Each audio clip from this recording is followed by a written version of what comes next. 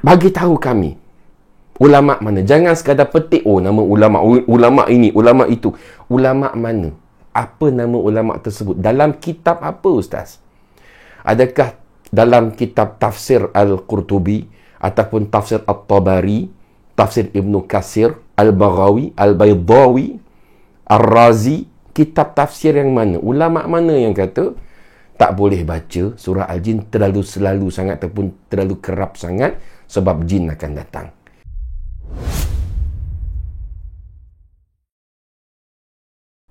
Assalamualaikum warahmatullahi wabarakatuh.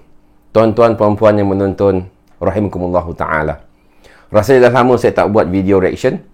Dan kali ini, alhamdulillah, Allah beri saya taufik untuk membuat satu video reaksi. Reaction video terhadap satu klip. Klip ceramah seorang ustaz daripada Pantai Timur yang mengatakan bahawa sesiapa yang membaca surah Al-Jin terlalu kerap ataupun banyak membaca surah Al-Jin ataupun membaca surah Al-Jin 41 kali selepas Isyak, maka jin akan datang dan berdamping, ataupun siapa-siapa nak berkawan dengan jin Islam boleh baca surah Al-Jin untuk panggil jin datang. Maka adakah dakwaan ini benar? Soalan dia, apa kata Allah dan Rasulnya? First of all, tuan-tuan dan puan-puan sekalian, kita kena faham agama Islam ni berdiri di atas wahyu. Wahyu ialah fakta. Ya, perkara-perkara yang ghaib dikhabarkan kepada kita oleh Tuhan kita, yakni Allah Subhanahu Wa Taala, melalui Rasulnya sallallahu alaihi wasallam. Sebab tu kalau perkara tersebut yang bersifat ghaibiyah, bersifat perkara ghaib, tentang malaikat, tentang jin, tentang syaitan, tentang syurga, neraka, hari akhirat, hari kiamat dan sebagainya, maka ia mestilah berasal, berpandukan daripada Al-Quran dan hadis-hadis Nabi yang sahih. Sebab kita tak nampak benda-benda ni. Kita tak boleh nampak mereka. Maka adakah benar dakwaan surah Al-Jin ini kalau dibaca kerap sangat akan memanggil jin datang? Maka bagi saya, bila saya tengok klip video ini buat pertama kali, saya rasa agak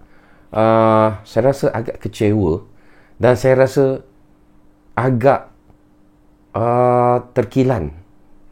Sebab orang Islam sendiri cuba untuk menakut-nakutkan orang Islam yang lain daripada membaca Quran. Saya tidak tahu dari mana dia dapat idea ini, tapi kita tahu yang idea ataupun fahaman ini sudah lama berlegar dalam masyarakat. Ini kata kepercayaan yang umum, ramai orang Islam di Nusantara ni yang percaya tentang benda ni, iaitu kononnya siapa-siapa baca surah Al-Jin ataupun kalau nak panggil jin datang, nak bersahabat dengan jin, maka baca surah Al-Jin. Termasuklah saya masa zaman saya sekolah dahulu. Ini kepercayaan yang kita tak tahu daripada mana datangnya, tapi ia berlegar dalam masyarakat, tetapi tidak ada dalil, tidak ada nas yang mengatakan demikian. Bahkan sebenarnya surah Al-Jin ini, sebahagian ulama menyifatkan ia sebagai surah yang mengandungi usuluddin, yang mengandungi asas-asas agama. Kenapa? Nanti saya akan explain. Masa ni, sekarang ni, kita tengok dulu sedutan klip video tersebut supaya penonton faham apa yang saya cuba hendak sampaikan. Okey? Kita tengok sama-sama. Bismillah. Antara kelebihan surah jin ni banyak. Antaranya adalah akan datang jin mendampingi kita. Baca surah jin akan menyebabkan jin akan hadir dan mendampingi kita. Ada ulama kata jangan selalu baca surah Al-Jin, kerana jin akan datang menghampiri kita. Tak percaya teramah surah jin ni dalam masa 41 hari. Lepas Isya baca surah jin 41 hari. Tengoklah rumah kita akan ramai pengunjung-pengunjungnya. Tengah duk makan nasi bunyi ke. Makan nasi sore tu pesel rebus beleping. Jin tu kelebihan tu. Surah jin ni, ya sebab surah jin dia kecek mengenai Nabi Muhammad dengan jin. Nabi Muhammad dakwah jin. Cerita kata-kata jin. Jin kata hamba pernah dengar Quran ni zaman dulu ni dengar pula. Ya cerita. Maka surah jin ni orang baca ayat ke berapa dah? Allah tak ingat lagi mari. Ayat 1 sampai ayat 5 kau berapa dia. Hak lain jangan baca acak lah. Surah jin sempurna ni kalau baca acak-acak akan jin akan mari.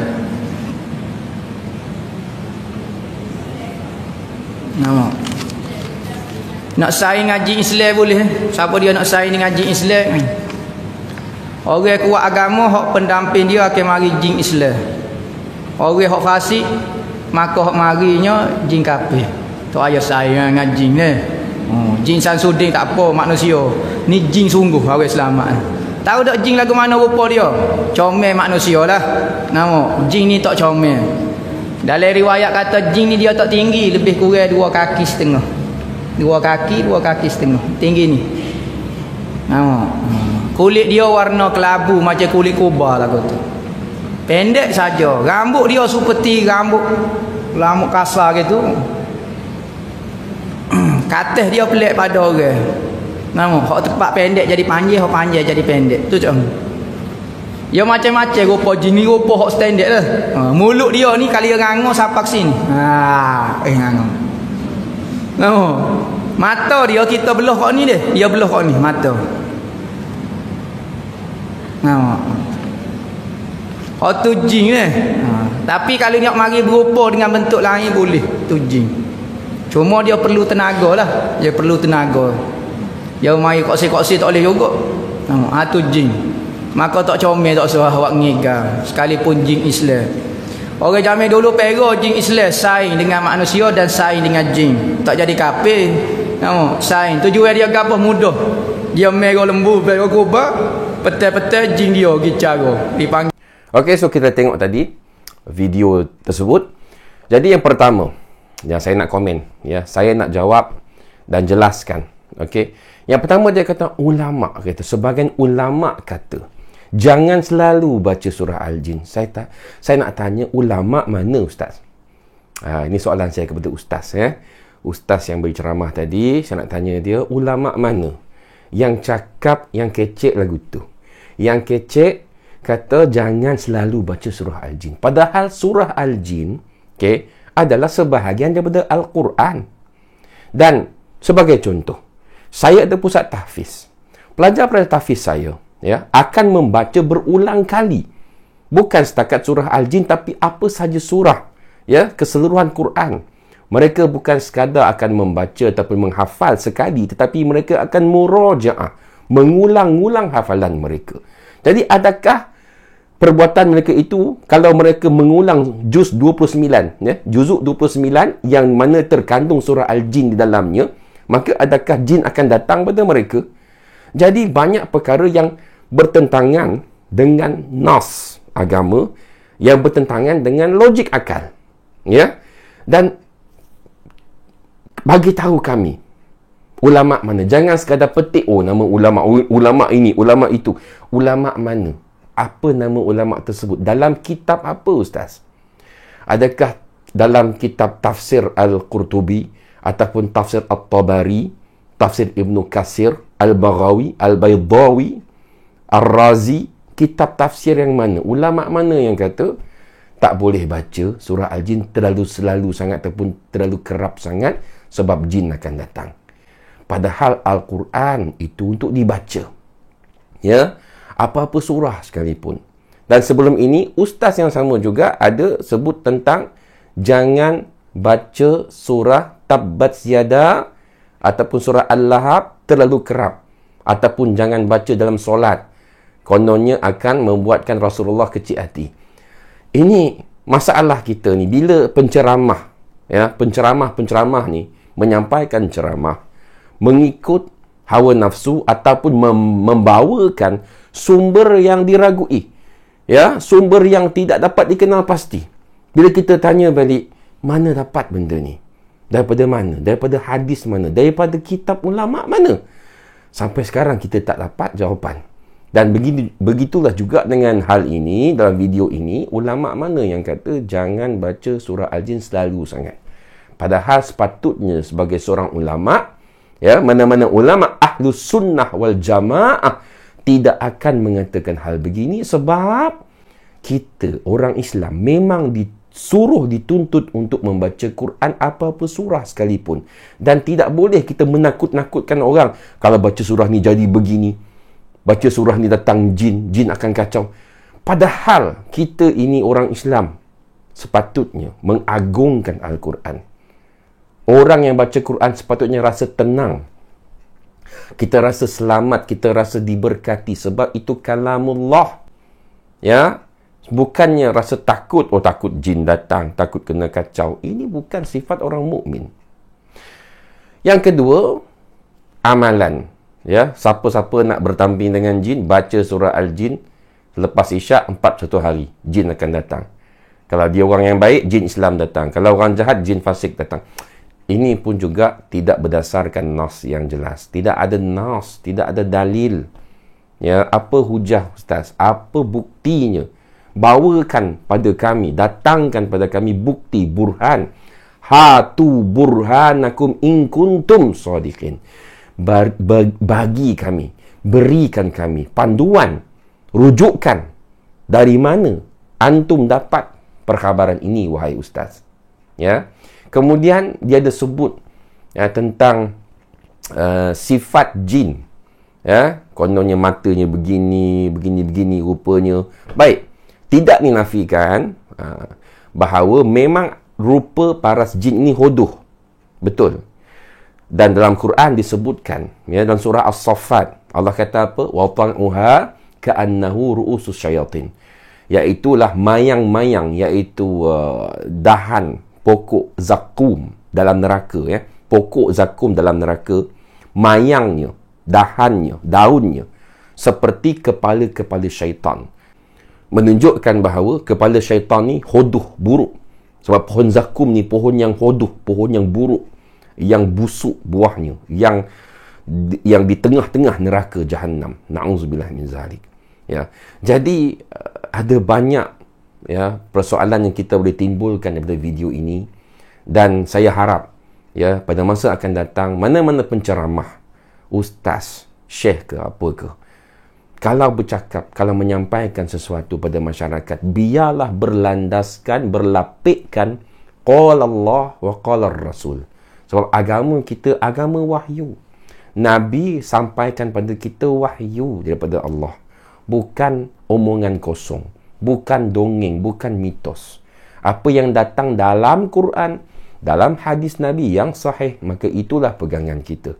Maka kita jangan sesuka hati kita bercakap, menyampaikan perkara yang tidak ada asal usulnya daripada agama. Bahkan bagi saya lah, pendapat saya, bila kita kata, jangan baca surah Al-Jin, seolah-olah kita tidak menggalakkan orang baca Quran. Ataupun kita memilih-milih, surah ni boleh baca, surah ni tak boleh baca. Kenapa? Padahal keseluruhan Quran itu syifa. Wa nunazzilu minal Qur'ani ma huwa shifaa'u wa rahmatul lil mu'minin. Diturunkan Quran itu, daripada Quran itu ada syifa dan rahmat bagi orang beriman. Rahmat termasuklah surah Al-Jin. Dan kalau kita perhatikan dalam surah Al-Jin ini, banyak perkara yang bertentangan dengan apa yang Ustaz cakap. Ustaz kata, boleh saing, boleh berkawan dengan jin. Padahal dalam ayat nombor 6, ya, ayat nombor 6 surah Al-Jin, Allah menyebutkan wa annahu kana rijalun minal insi ya'uzuna bi rijali minal jinni fazaduhum rahaqa. Bahawa ada kalangan lelaki di kalangan manusia, ya, sebahagian lelaki di kalangan manusia yang memohon perlindungan, ya'uzuna bi rijali minal jin, yang meminta tolong, yang bersahabat, yang memanggil. Ya'uzun maksudnya yang menyeru, memanggil jin, ya, minta tolong, minta protection, jaga apa dia kata tadi, jaga rumah, jaga apa kan, jaga kebun dan sebagainya. Memang menggunakan khidmat jin. Untuk apa? Allah kata fazaduhum rahaqa. Jin-jin ini hanya menambahkan bagi mereka kemusnahan, kerosakan, dosa. Rahaqa. Ya, saya sarankan tuan-tuan perempuan sekalian, penonton yang saya kasihi, bacalah surah Al-Jin dengan terjemahannya dan disertai dengan tafsir. Dan tafsir yang terbaik, tafsir bil ma'sur, iaitu tafsir dengan riwayat-riwayat oleh Al-Imam Ibnu Katsir rahimahullahu ta'ala. Tafsir Ibnu Katsir. Baca, faham. Dan kita akan dapati sebenarnya surah Al-Jin ini sangat indah. Surah yang sangat penuh syarat dengan ilmu. Ya, ilmu pengetahuan tentang alam ghaib, tentang agama kita. Ayat 18 Allah kata wa annal masajida lillahi fala tad'u ma'allahi ahada. Dan bahawasanya semua masjid, ya, semua masjid, semua tempat beribadah itu hanyalah untuk Allah. Ya, hanyalah untuk Allah, dan janganlah kamu seru sesuatu pun dengan Allah Subhanahu wa taala. Jangan syirikkan Allah. Ya, dan ada ayat yang menyebutkan qul innama ad'u rabbi wala usyriku bihi ahada. Katakan wahai Muhammad, aku hanyalah menyeru berdoa pada Tuhanku dan aku tidak akan mensyirikkan dia dengan sesuatu pun. Maka ini surah yang mengajar kita tauhid. Surah Al-Jin ini mengajar kita agar tidak mensyirikkan Allah. Surah Al-Jin juga mengajar kita sifat jin. Ya, apa sifat mereka? Dalam ayat yang ke-11 mereka menyebutkan wa anna minna salihuna wa minna duna zalik kunna tara'iqa qidada. Dan adalah kami ini ada yang soleh, ada yang tidak soleh, dan kami mengikuti pelbagai jalan yang berbeza-beza. Dan banyak lagi. Dalam surah Al-Jin ini mengandungi 28 ayat. Bacalah dan fahamlah kesemua ayat ini. Anda pasti akan menemui terlalu banyak pengajaran yang berguna untuk kehidupan dan spiritualiti kerohanian kita. Jadi sampai sini sajalah untuk kali ini, dan saya doakan semoga Al-Fadhil Ustaz penceramah yang dalam video tadi boleh membetulkan kesilapan beliau, dan semoga kita semua mendapat hidayah dan taufik daripada Allah Subhanahu wa taala. Aku liqauli hadza wa astaghfirullah li wa lakum. Assalamualaikum warahmatullahi wabarakatuh.